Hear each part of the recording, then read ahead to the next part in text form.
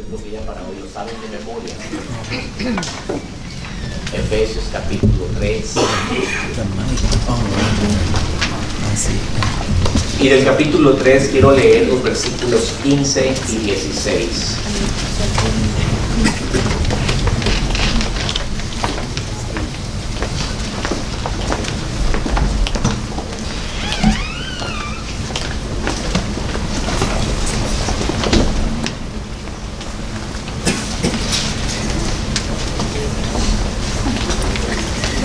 Hermanos, me equivoqué. Es el Efesios 5, no Efesios 3. Lo escribimos. Nada más denle vuelta a una hoja. Es Efesios 5. Quiero leer los versículos 15 y 16. Si lo tienen. Amén. Ahora sí ya podemos leer el pasaje que tenemos designado para esta mañana. ¿Y qué dice? Vamos a leerlo todos. ¿Qué dice, hermanos? Mirad, pues, con diligencia como aquellos, no como necios, sino como sabios, aprovechando bien el tiempo, porque los días son malos.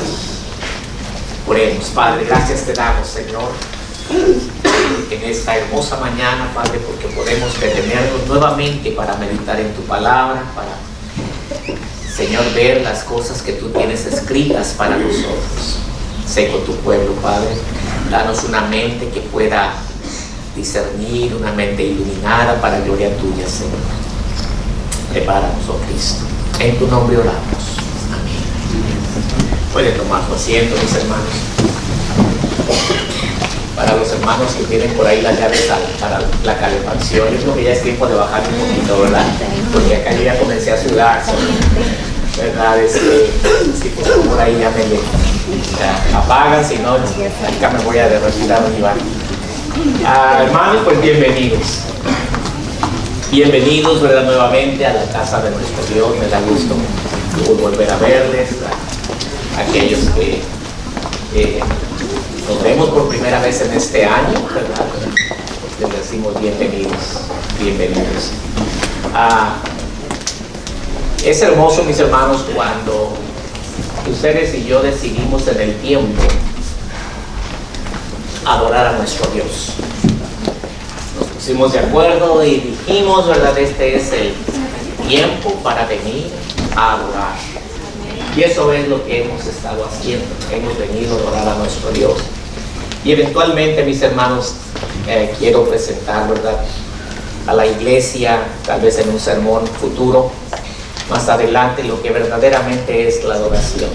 Vamos a tratar sobre eso un poco más adelante, pero el día de hoy usted estuvo de acuerdo conmigo en venirnos a pasar un tiempo juntos en la casa del Señor. Y hermanos, somos bienvenidos. Aquellos que nos visitan, ¿verdad?, les decimos siéntanse en casa. Siéntanse en casa, eventualmente les conoceremos y claro, queremos hacerles partícipes de lo que es la actividad de la iglesia. Quiero seguir invitándoles a nuestro estudio de los miércoles. Como saben, mis hermanos, estamos estudiando los pactos de Dios. Hemos visto hasta el momento 4 de los 7. Nos restan 3 más. De los 7, mis hermanos, hay uno que me interesa mucho, que es el 7º, que es el nuevo pacto. Ustedes y yo, ¿verdad?, el día de hoy lo ejemplificamos, participamos, representado en lo que es la mesa del Señor, ¿verdad? Y decíamos, ¿por qué es que unos participan y otros no participan? En realidad, el deseo de nuestro Dios es de que todos participen, de que nadie se quede fuera. ¿Por qué? Porque esto representa, como decía Pablo, el nuevo pacto. Pacto en mi sangre. Participa aquel que se adhiere a ese nuevo pacto. Participa aquel que cree en los preceptos de ese nuevo pacto. ¿Y cuáles son los preceptos de ese nuevo pacto? Que Cristo tiene poder de salvar su alma. Amén. Y si usted lo cree con todo su corazón y usted deposita su alma en las manos del Señor, entonces usted acepta el nuevo pacto. De esa manera podemos participar El Señor dijo, este es el nuevo pacto en mi sangre, que ha sido derramada para el perdón de muchos, el perdón de nuestros pecados. Entonces participamos de la cena, mis hermanos, que son los elementos, el pan, que es el cuerpo, y el jugo de la vid, que es la representación de su sangre, ¿verdad? Y creemos que estos símbolos representan lo que es ese nuevo pacto. Nosotros lo creemos, por eso participamos de la cena, porque somos parte del nuevo pacto. Y usted, mi hermano, amigo, amiga, ¿verdad? Está invitado, está invitada para que también venga a ser parte de lo que el Señor tiene para su pueblo, para cada uno de nosotros. Entonces, el miércoles vamos a estudiar un poquito más a fondo lo que es este nuevo pacto, lo que representa este nuevo pacto. Cuando usted acepta a Cristo, ¿qué está aceptando? Decimos, yo quiero a Cristo como mi Salvador, pero ¿qué estamos aceptando, hermanos? Estamos entrando en una relación de pacto con Dios. Eso es lo que estamos aceptando. Entonces hay que entender, mis hermanos, los pormenores de este pacto para que sepamos qué es lo que Dios hace por usted, pero también qué es lo que Dios espera de usted.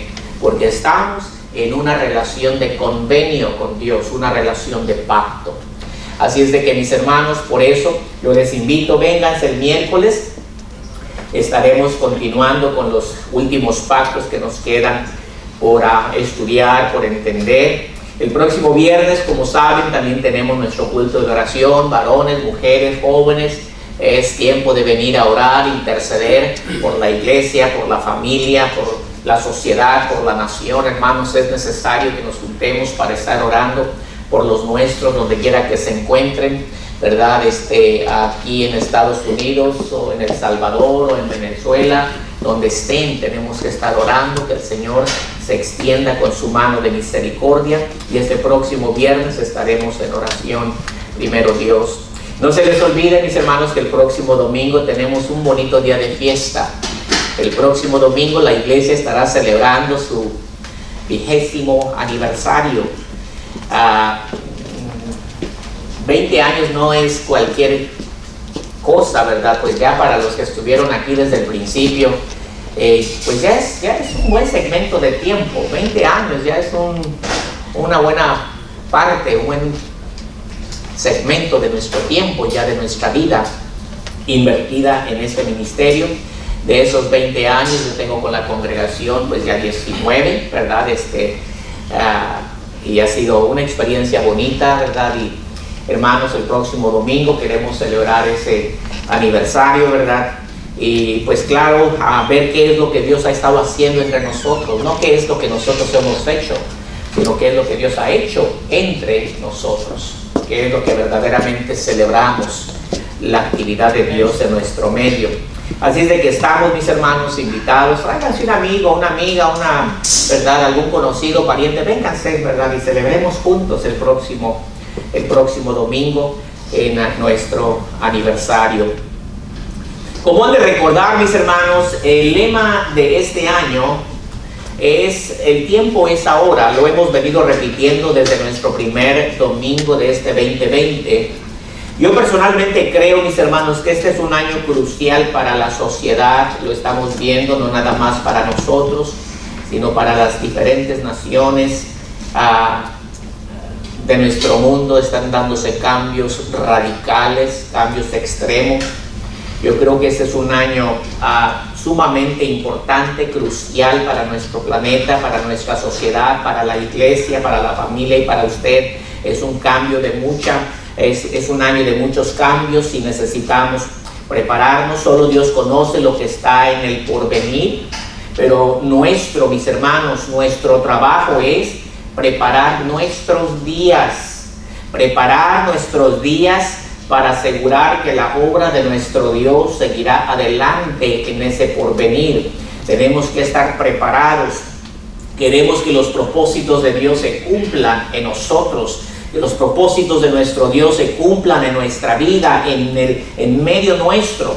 Creo yo que este es el tiempo, mis hermanos, para dejar huella, para dejar marca. en la historia, ¿verdad? Es hermoso cuando podemos decir tal persona se convirtió por mi ministerio, porque yo le ministré la palabra de Dios y ya se dejó huella en la vida de una persona, ya dejamos una marca, ya sembramos una semilla, ya surgió una planta y ya hemos sido partícipes de la actividad de Dios en nuestro medio.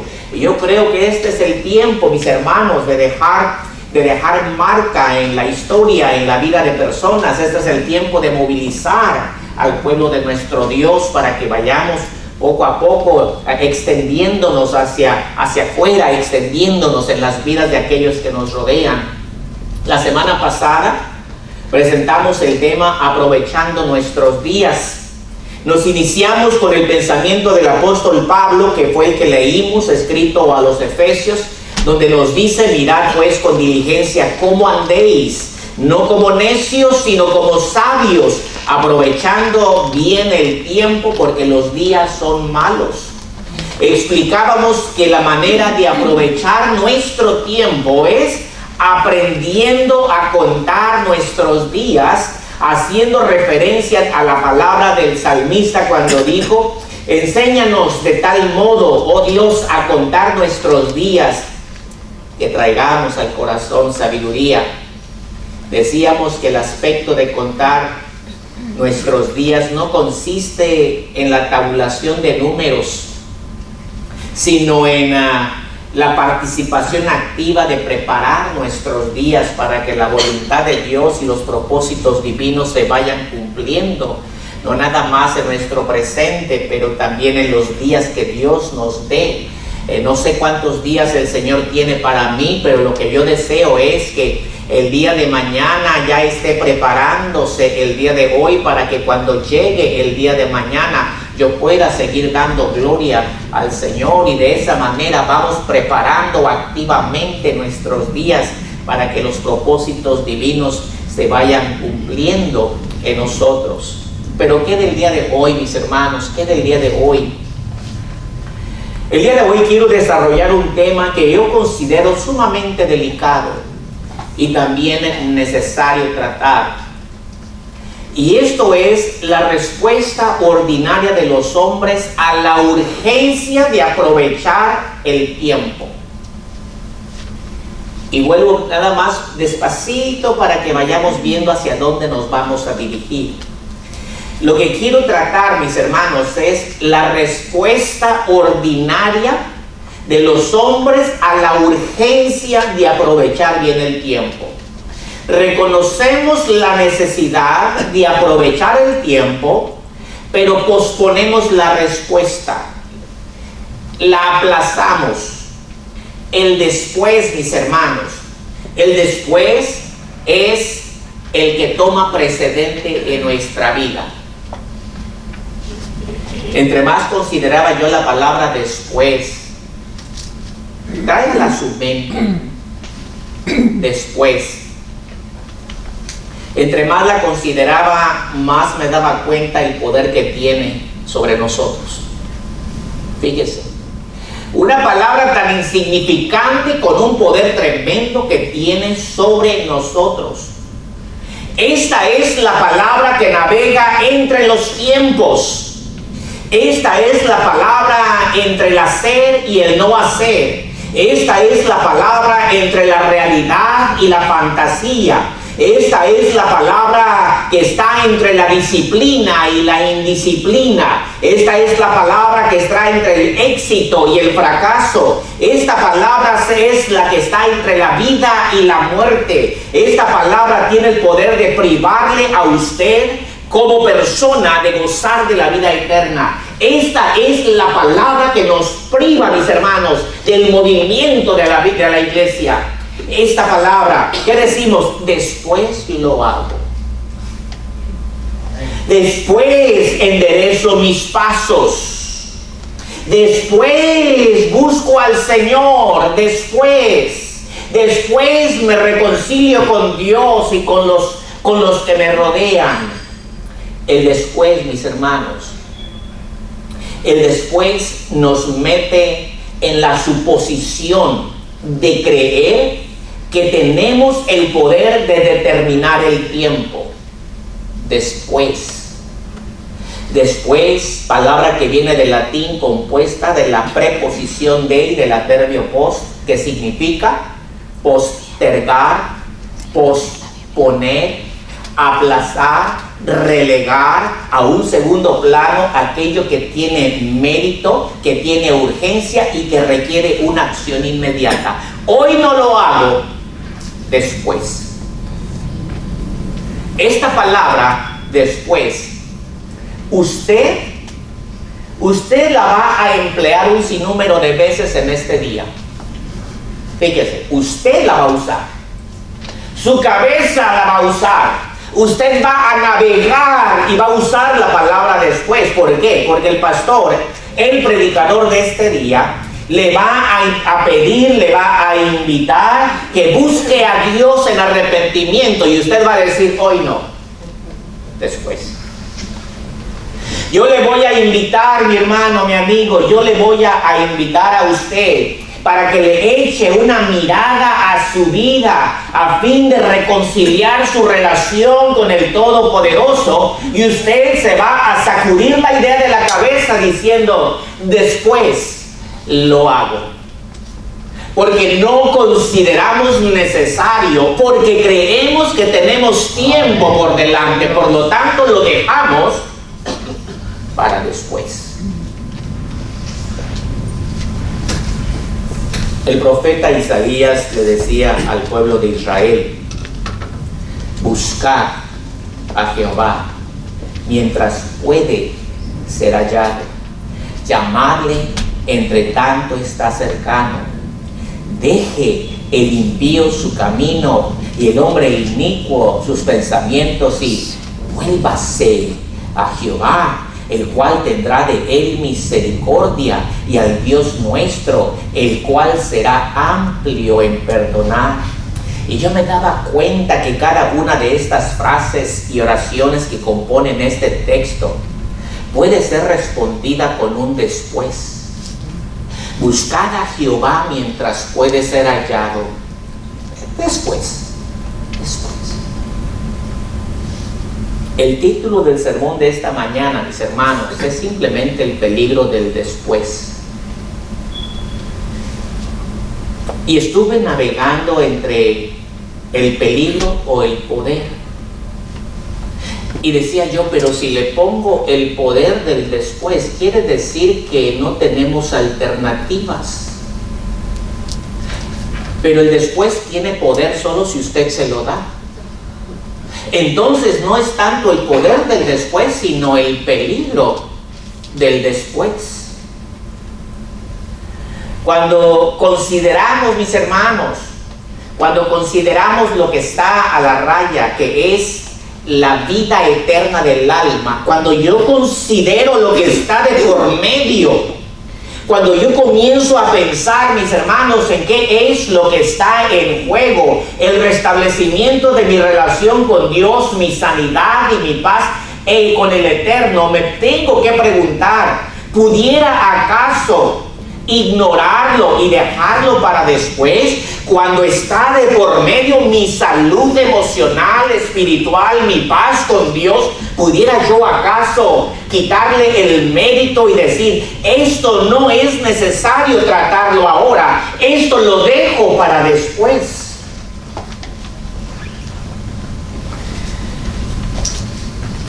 Con tanta razón el apóstol Pablo decía, aprovechando bien el tiempo, porque los días son malos.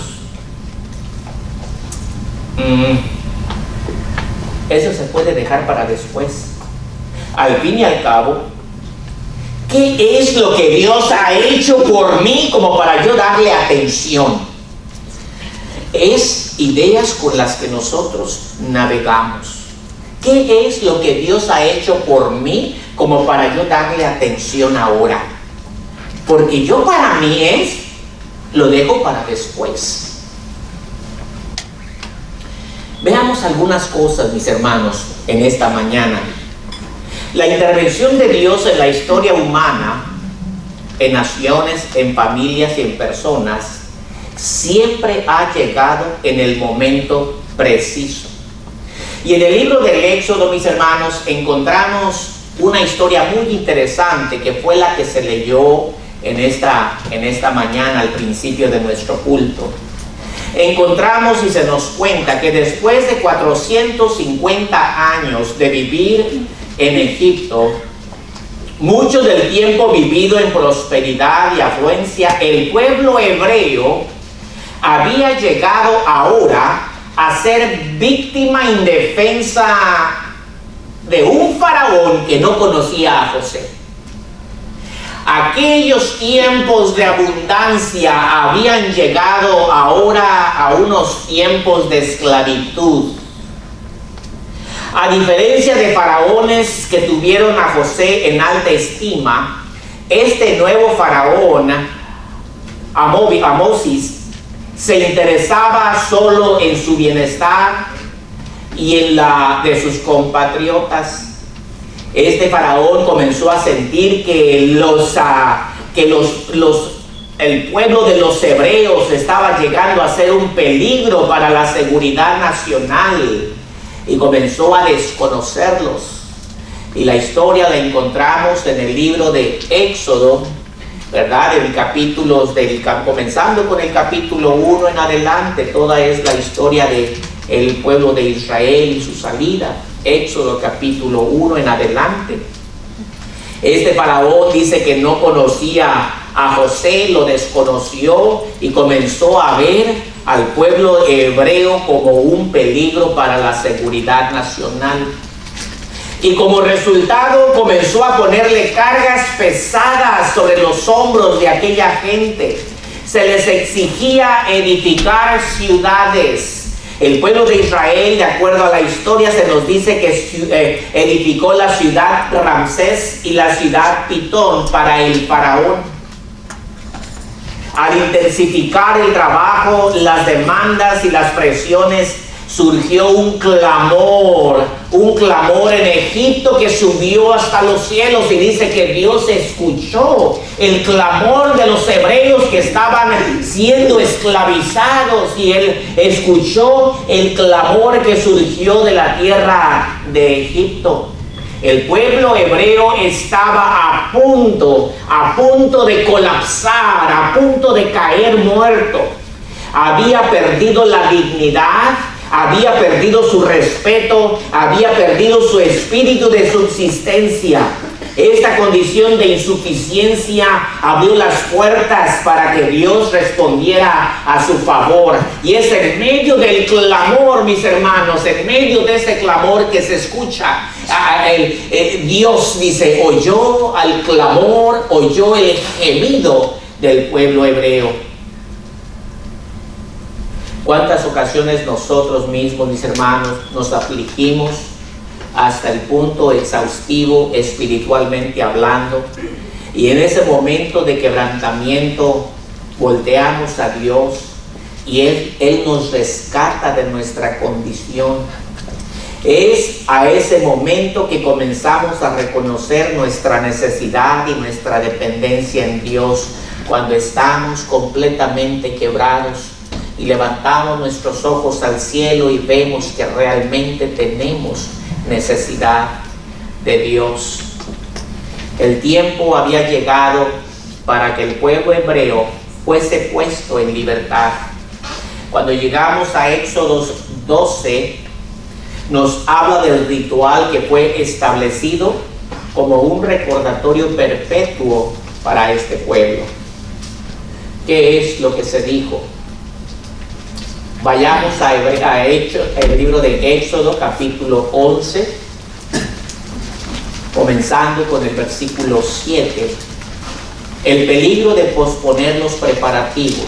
Primeramente, se ha hecho un plan.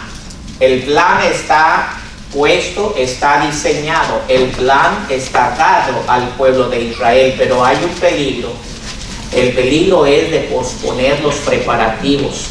¿Qué es lo que Dios hizo? Si vamos a Éxodo, mis hermanos, en el libro de Éxodo,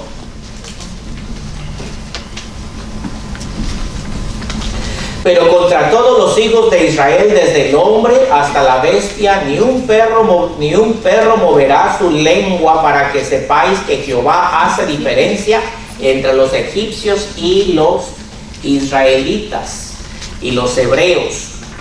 ¿Qué es lo que Dios hizo? Primeramente, mis hermanos, encontramos que Dios hizo distinción entre Egipto e Israel. Se hizo una distinción. ¿De qué consiste esa distinción? La distinción no sería racial o étnica, tampoco sería moral o intelectual. La diferencia, mis hermanos, existiría solo y nada más por la sangre del Cordero. Nada más por eso. La diferencia sería un sacrificio inocente, prescrito y aplicado. Era a través de la sangre de un cordero que la misericordia y la verdad se encontrarían, la justicia y la paz se besarían, dice el Salmo 85:10. Cuando la pronunciación divina vino a Moisés diciéndole que el ángel de la muerte pasaría aquella noche por la tierra de Egipto, sentencia se había dictado sobre los hebreos y sobre los egipcios. Cualquier familia, fuera hebrea, fuera egipcia, pero en cuanto al pueblo de Israel, cualquier familia hebrea, él pudo haber rehusado hacer los preparativos. Cualquier familia hebrea pudo haber dicho, esto yo lo hago después. Es mejor asar carne en el día y no en la noche. ¿Quién se va a poner a asar carne en la noche? Si eso hubiera sido la decisión del pueblo hebreo, de una familia, su primogénito varón, el primero nacido de todos sus ganados, hubiera muerto al igual que los egipcios. Y yo me preguntaba por qué.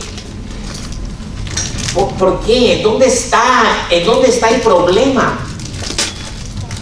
La instrucción, mis hermanos, había sido dada. La instrucción en cuanto al sacrificio pascual estaba dado. Escúcheme, mi hermano, porque a usted ya se le han dado las instrucciones de qué es lo que tiene que hacer. Se nos ha dado. La instrucción de lo que era el sacrificio pascual ya había sido dado. El cordero tenía que ser de 1 año y sin mancha. Ese cordero tenía que ser escogido de la manada el 10º día del primer mes del año y preservado hasta el día 14. En el día 14 el cordero tenía que ser sacrificado, su sangre recogida para después ser usada para marcar el dintel y los postes de la puerta de la casa. Cuando esa noche fatídica llegara y el ángel de la muerte pasara por la tierra de Egipto, al ver la sangre sobre el poste no entraría. ¿Por qué? ¿Por qué no entraría? Porque la muerte ya había golpeado la familia. Pero el golpe que el culpable merecía había caído sobre el cordero inocente. Por lo tanto, la justicia divina había sido satisfecha.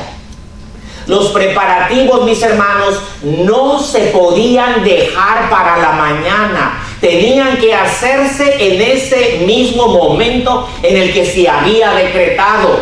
Si ellos decían, yo dejo los preparativos para otro día, eso implicaba muerte para la familia, para el primogénito de cada familia. Entonces los preparativos, mis hermanos, las instrucciones ya habían sido dadas. Los preparativos se tenían que hacer en el momento en el que se había dicho. No se podían posponer para el día siguiente. El profeta Amós nos dice, prepárate para venir al encuentro de tu Dios. Prepárate porque tienes un llamado y el Señor te está buscando. Prepárate para venir al encuentro de tu Dios. Nos lo dice Amós 4:12. Es decir, disponte, responde a lo que Dios ya te ha dicho. No dejes para mañana lo que puedes hacer hoy. El peligro, mis hermanos, de posponer nuestra relación con Dios para mañana es grande. Hay peligro en eso. ¿Por qué? Porque el mañana no está garantizado. Por lo tanto, dice Amós, prepárate hoy para que vengas al encuentro de tu Dios. Hay peligro en posponer, hay peligro en dejar a un lado los preparativos que ya fueron hechos. Pero también, mis hermanos, hay peligro en ignorar la importancia de lo que Dios ha hecho. La primera referencia directa en la Biblia a un cordero se encuentra en Génesis 22:8. Mientras Abraham e Isaac caminaban al monte Moriah para ofrecer sacrificio a Jehová, Isaac observaba las cosas. Él veía, mis hermanos, a los alrededores. Él llevaba la leña. Él iba cargando con el bulto de leña en la espalda. Él veía que su padre llevaba la lumbre, un leño encendido, y en la otra mano llevaba el cuchillo. Isaac volteaba a los alrededores y tiene que hacer la pregunta: Padre mío, Padre mío. Abraham le contesta y le dice: dime, hijo mío. Hermosa manera de relacionarse como familia. Y dice: he aquí el fuego, he aquí la leña, mas ¿en dónde está el cordero? Qué cosa, mis hermanos, qué escena. Isaac no se da cuenta que a ese momento él era la representación del cordero, del sacrificio, porque eso había sido la instrucción. Sin embargo, Abraham dice una cosa increíble cuando dice: Dios se proveerá de cordero. Fíjense cómo lo dice: Dios se proveerá de cordero. ¿Por qué un cordero? ¿Por qué un cordero? El cordero, mis hermanos, es una de las más indefensas criaturas. Al proveerse Dios de cordero, estaría glorificando su carácter, vindicando su santidad y allanando su justicia. Muy probable que eso es lo que Pablo tenía en mente cuando dijo: siendo justificados gratuitamente por su gracia, mediante la redención que es en Cristo Jesús, a quien Dios puso como propiciación por medio de la fe en su sangre, para manifestar su justicia a causa de haber pasado por alto en su paciencia los pecados pasados, con la mirada de manifestarse en este tiempo su justicia, a fin de que Él sea el justo y el que justifica al que es de la fe en Jesús. Ahora, mis hermanos, en este día nos es necesario entender la pregunta que Isaac hizo. Fíjense, mis hermanos, la pregunta es: ¿en dónde está el cordero? ¿En dónde está el cordero? Una pregunta que la totalidad de las escrituras nos dice dónde está el cordero. De pasta a pasta nos dice dónde podemos encontrar el cordero.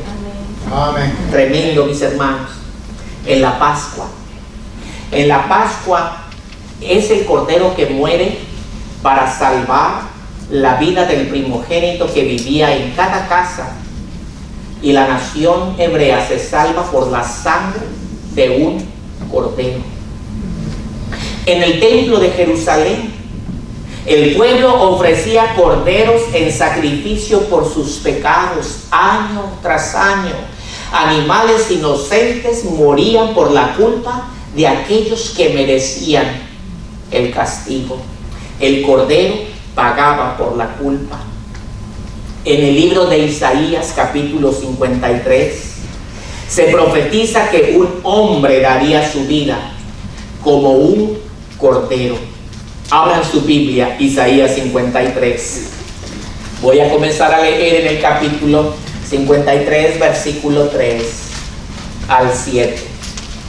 Y vamos a leerlo despacito porque hay una verdad que usted tiene que entender.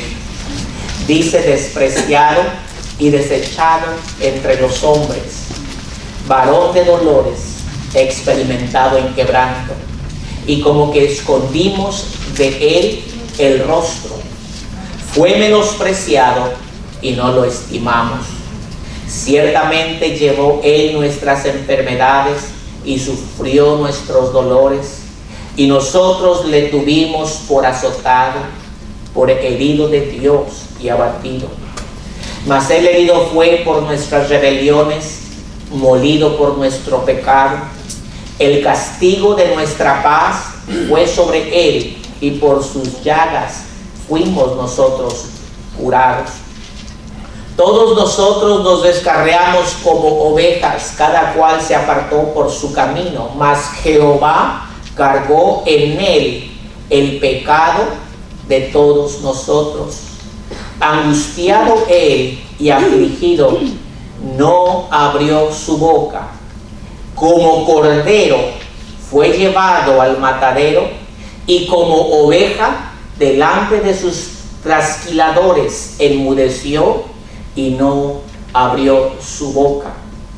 Isaías nos dice que como cordero fue llevado al matadero. Mediante su muerte es que encontramos sanidad, perdón y libertad. En el cordero, mis hermanos, tenemos vida eterna. En el cordero tenemos una vida siendo entregada para salvar a otra. El escritor Jonathan Hahn nos dice que en el hebreo se usa la palabra talej para referirse a un cordero. Lo interesante de esta palabra es que talej también significa cobertura. Eso quiere decir que el cordero es nuestra cobertura. Amén. Cuando hacemos comparación, encontramos que hay un paralelismo significante entre el cordero del Antiguo Testamento y la vida de nuestro Señor Jesucristo. Como que si los unimos nos damos cuenta que son el mismo. Ahí tenemos a Jesucristo, el cordero, y lo traemos al Antiguo Testamento y nos damos cuenta que el uno es el otro. Hay una similitud tremenda. En los evangelios, la primera conexión de Jesús como el cordero lo encontramos en los labios de Juan el Bautista, cuando dijo: he aquí el cordero de Dios que quita el pecado del mundo. El Mesías era el Talej Elohim, el cordero de Dios. Desde el principio se ha tratado del cordero. Esa es, mis hermanos, esa es el centro de la escritura, el cordero de Dios. La respuesta siempre tuvo lugar en el cordero. La provisión para el hombre siempre ha sido el cordero. Isaías decía: se levantará uno totalmente puro, inocente, sin tacha y sin maldad. Ese alguien entregaría su vida para salvar a quienes no eran inocentes. Y yo me preguntaba, pero ¿quién es ese sin tacha?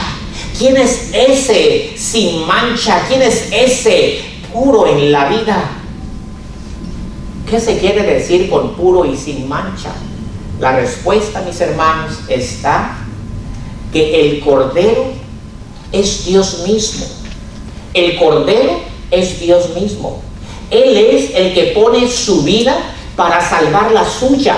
Él se pone en su lugar como el cordero para poder librarme a mí de la condenación eterna. Dios nos ha amado de tal manera que Él se entrega como el talej, como el cordero, a fin de que la muerte eterna no golpee mi vida. La muerte ya no tiene el poder de golpear mi vida. ¿Por qué? Porque he sido cubierto con la sangre del cordero.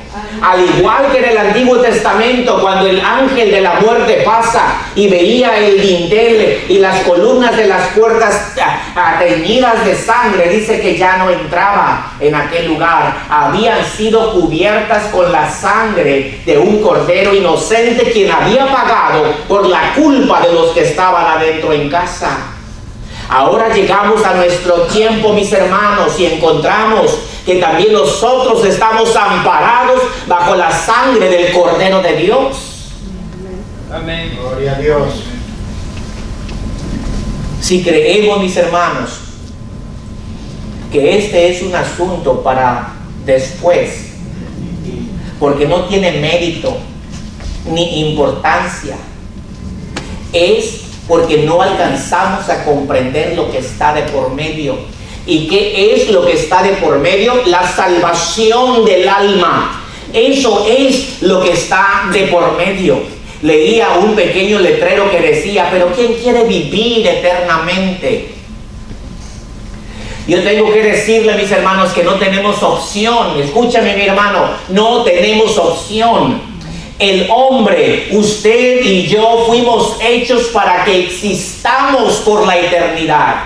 No tenemos opción, nos dirigimos a la eternidad. El asunto está hacia dónde nos estamos moviendo. ¿Viviremos en plenitud de vida al lado de nuestro Dios o viviremos en la nefasta condición de muerte? Cuando se habla de muerte eterna, se refiere a una vida, a una eterna agonía. Se está refiriendo a un eterno morir. Se está refiriendo a un estado de asfixia eterna, a un morir que no puede morir, un eterno morir, vida, una muerte eterna, una condición de muerte eterna, un morir sin poder morir. Entonces, ¿qué es lo que está de por medio, mi hermano? Lo que está de por medio es la existencia de su alma en la eternidad con Cristo. Eso está. Cuando yo digo, este es un asunto que puedo dejar para mañana, no alcanzo a entender que lo que está de por medio es mi alma. Es mi alma, y mi alma vale más de lo que yo pudiera imaginarme. Por lo tanto, no puedo dejarlo para mañana. Porque si de pronto llegara la muerte a mi vida, entonces ya no puedo regresar, ya no hay segundas oportunidades. Eso es lo crítico de la situación en la que nos encontramos. Por lo tanto, mis hermanos, no podemos posponer para mañana, para después, lo que es necesario tratar el día de hoy. ¿Y qué es lo que yo tengo que tratar el día de hoy? Hoy tengo que entender que necesito reconciliarme con Dios. Hoy, no después. Vamos, mis hermanos. Decimos que el Cordero de Dios lo encontramos en la Biblia, lo tenemos desde el Génesis, lo tenemos en el Éxodo, lo tenemos en todo el Antiguo Testamento, lo tenemos profetizado en Isaías, lo encontramos en los Evangelios, Pablo lo predica, pero también lo encontramos en Apocalipsis. Abra su Biblia, mis hermanos, Apocalipsis capítulo 5. Y vamos a ver a ese Cordero que fue inmolado por nosotros para darnos vida. Lo tenemos ahora parado ante el trono de Dios, ahora ofreciendo, diciendo el sacrificio quedó completo. Fíjese lo que dice en Apocalipsis capítulo 5, y voy a leer comenzando en el versículo 6.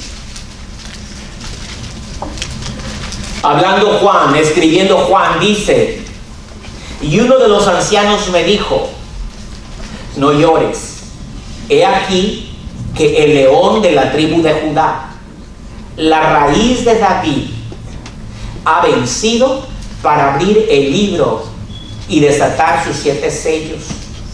Y miré y vi en medio del trono y de los 4 seres vivientes, en medio de los ancianos estaba en pie un cordero como inmolado, que tenía 7 cuernos y 7 ojos, los cuales son los 7 espíritus de Dios enviados por toda la tierra.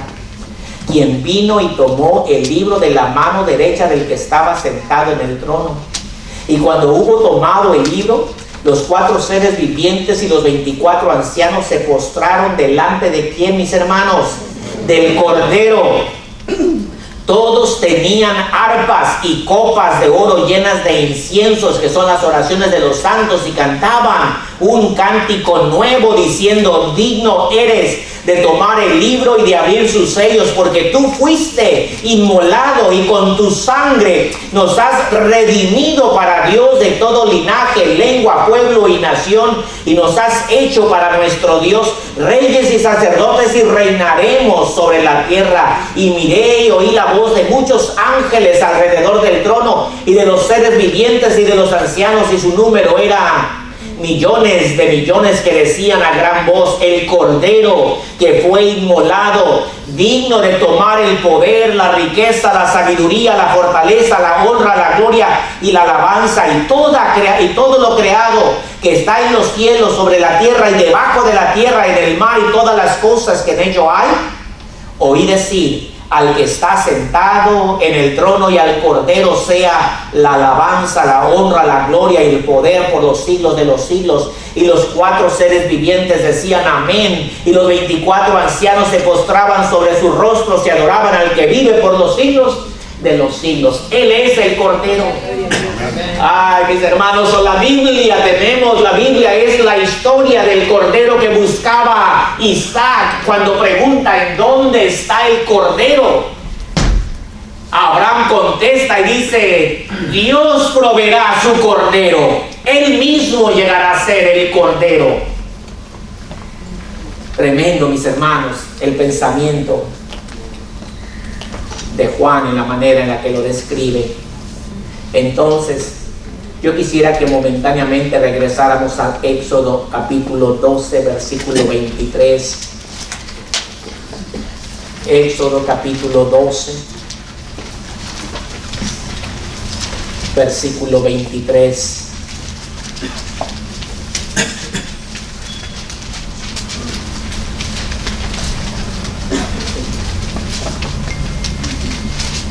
En el versículo 23 nos dice: porque Jehová pasará hiriendo a los egipcios. ¿Sí lo tienen, hermanos? Amén. Y luego, ¿qué sigue diciendo? ¿Cuándo qué, hermanos? Cuando vea la sangre. Cuando vea la sangre. Podemos notar que la mirada del Señor estaba sobre la sangre que tenía el travesaño y los postes, no en los moradores de la casa. La fortaleza y la debilidad de los habitantes no importaba. Su descendencia genealógica era irrelevante. La cantidad de obras buenas que hayan hecho salían sobrando. Lo que importaba era la sangre del Cordero, que alguien había pagado por su pecado. Eso es lo que miraba el Señor, la sangre del Cordero. Cuando Dios nos ve, mis hermanos, Él ve la sangre redentora de su Hijo amado en nuestra vida. Cuando Él nos ve, mis hermanos, Él no se impresiona a qué tan bueno sea usted o cuántas obras buenas haya hecho en su vida. Eso a Él no le impresiona. Él ve si estamos cubiertos o no con la sangre del Cordero de Dios. ¿Estamos amparados o no estamos amparados? Eso es lo que Él ve. Amén. ¿Qué es lo que Dios ha hecho por nosotros como para darle atención hoy y no después?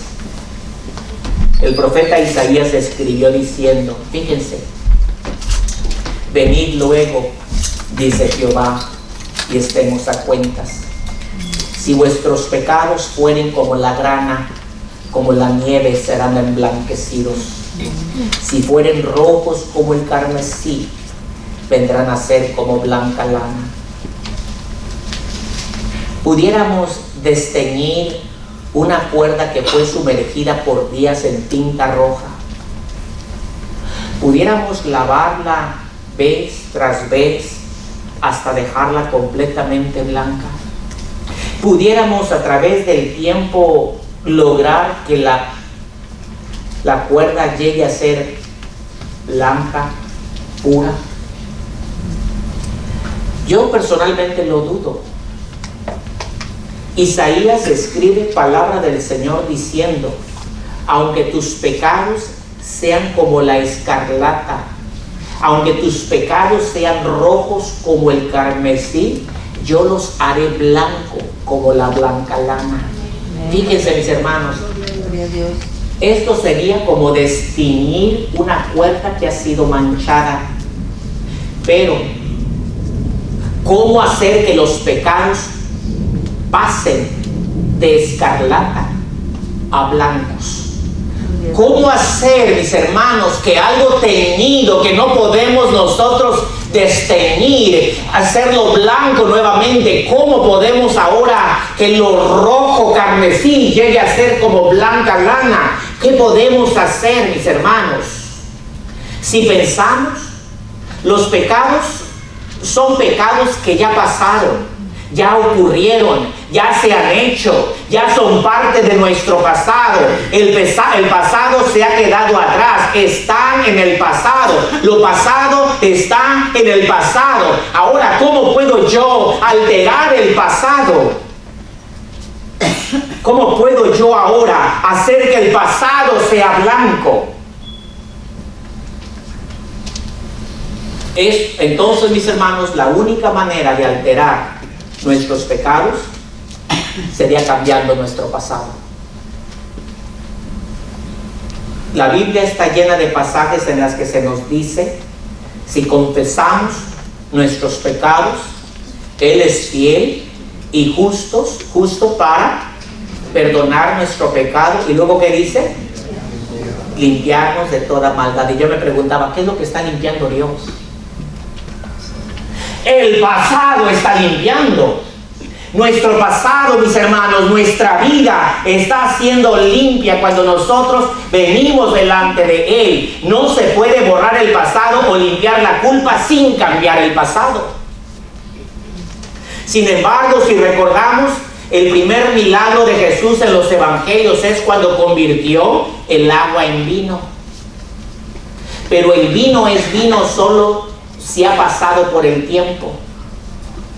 Cuando Cristo convierte el agua en vino, ocurre en un momento. Por lo tanto, ese vino no tuvo pasado. Eso quiere decir que no fue jugo primero y luego con el tiempo se fermentó para llegar a ser vino. Esto me dice, mis hermanos, que el Señor le tuvo que dar un nuevo pasado.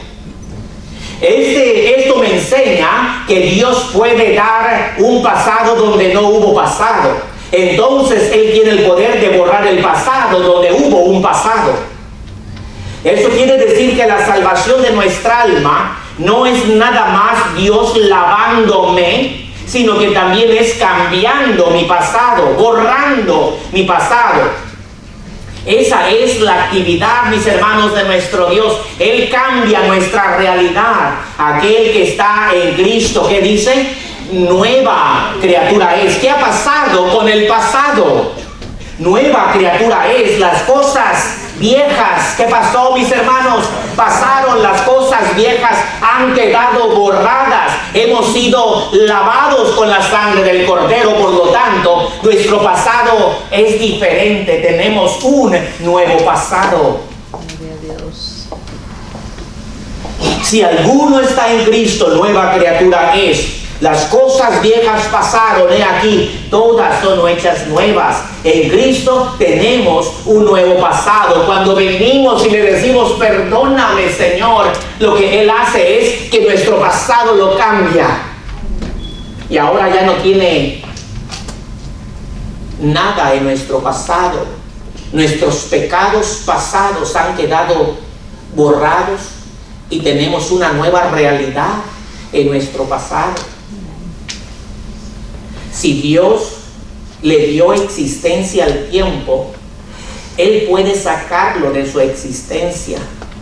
Entonces, no es nada más que hemos sido perdonados, sino que Dios nos trata como si nunca hubiéramos pecado desde el principio.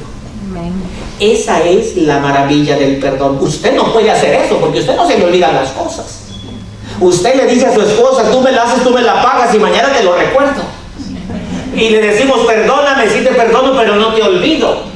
Esa es nuestra naturaleza, esa es la manera en la que nosotros operamos. Por eso se nos hace difícil aceptar que cuando Dios nos perdona definitivamente. Nos da un nuevo pasado. ¿Y qué dice en el Salmo, mis hermanos? Dice que Él separa nuestros pecados de nosotros tan lejos como está el oriente del occidente y nunca más los vuelve a traer. En nuestra relación con Él, mis hermanos, nuestra redención se convierte en que nunca hemos pecado delante de sus ojos. ¿Por qué? Porque Él no lo ve a usted. Él ve la sangre del Cordero que lo cubre. Hemos sido cubiertos con la sangre del Señor. Entonces, cuando Él pasa su vista sobre nosotros y estamos amparados bajo el nuevo pacto, mi hermano, el Señor nos ve como si nunca hubiésemos pecado.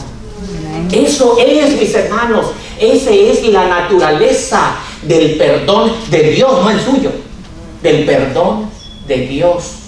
Hace un ratito usted cantó y yo lo oí, yo estaba oyendo y estaba pensando, mira, la hermana está cantando, mira, el hermano está cantando, eres limpio en la sangre. ¿Sí cantó eso?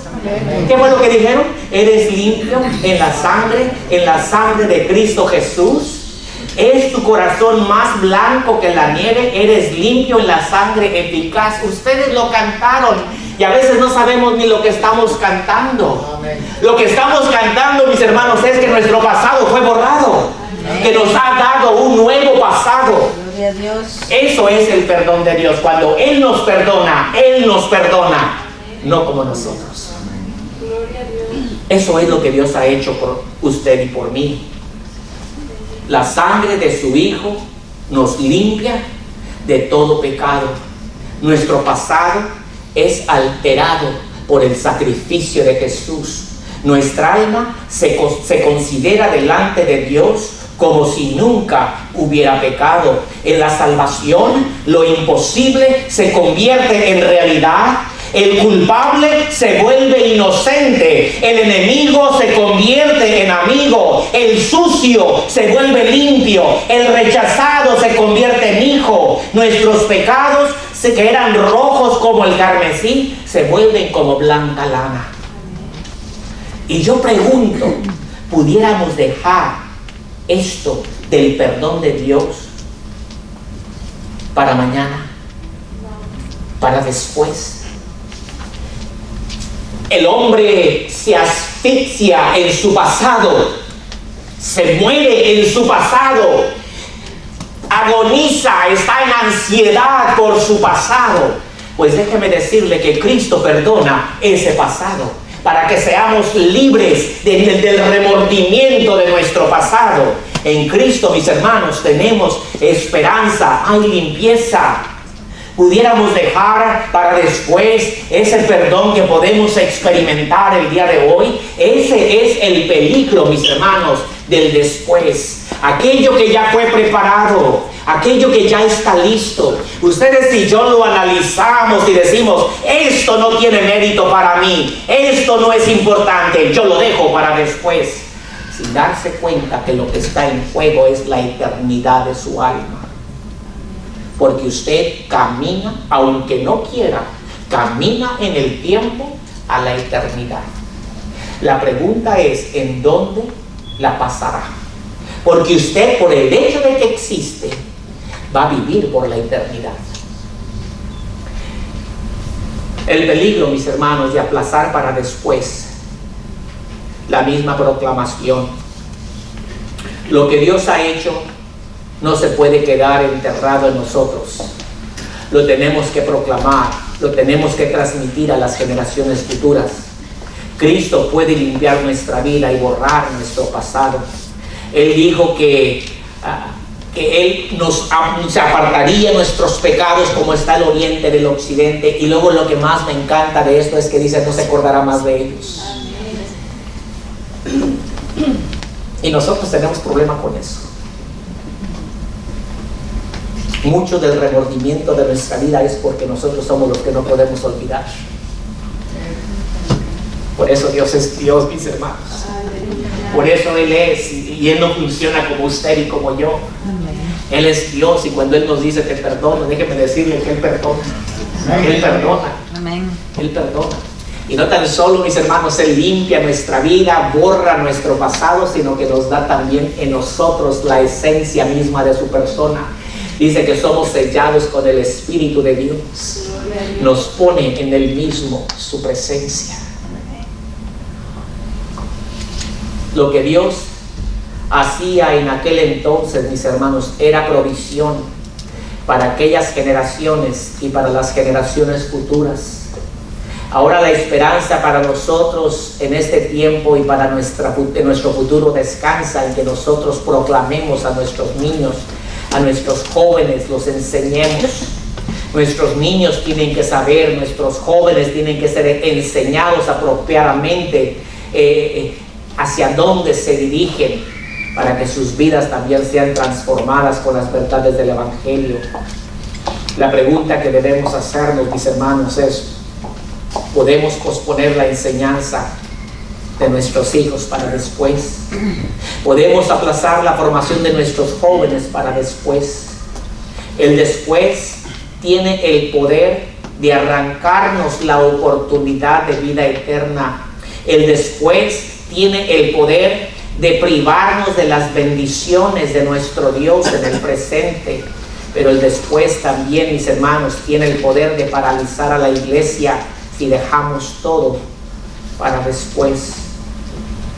El escritor Herbert Vander Lug cuenta diciendo: una mezcla de pensamientos y emociones me embargó cuando escuché que un avión se había estrellado cerca de Pittsburgh, en Pensilvania, matando a todos los que iban a bordo.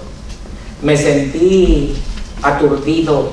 Muchas personas fueron introducidas repentinamente a la eternidad. Pensé en el pánico que sobrecogió a los pasajeros y tripulantes a medida que el avión se precipitaba hacia abajo. Me pregunté cuántos estarían preparados para encontrarse con el Eterno. Cuántas personas tendrían esperanza en un mañana. Oh, si solo hubiesen ignorado ese después. Mi corazón estaba con aquellos que tenían seres queridos, amigos, viajando en el vuelo. Cuando me enteré que 2 amigos míos habían volado a Pittsburgh en la misma aerolínea, pensé en las palabras de nuestro Señor Jesucristo, donde dijo: ¿pensáis que eran más culpables que vosotros? No, antes, si no os arrepentís, todos pereceréis igual. ¿Por qué murieron esas personas?, se decía el escritor. No porque fueron mejores o peores que el resto de nosotros, puesto que todos fallamos. Ninguno de nosotros tiene derecho de pensar a que somos demasiado buenos como para morir de esta manera. No hay lugar para presumir de justicia propia. Tampoco hay lugar para quejas amargas. En nuestro mundo caído, la muerte nos llega a todos de una forma u otra en el tiempo de Dios. Los desastres son llamados al arrepentimiento. Los desastres son recuerdos de la necesidad de confesar nuestros pecados y volvernos a Jesús para la salvación y la renovación de nuestra vida. Entonces, ¿pudiera yo atreverme el día de hoy a decir esto no importa, yo lo dejo para después? ¿O tendría yo que decirme el día de hoy es necesario reconciliarme con Dios y permitir que Él cambie mi vida?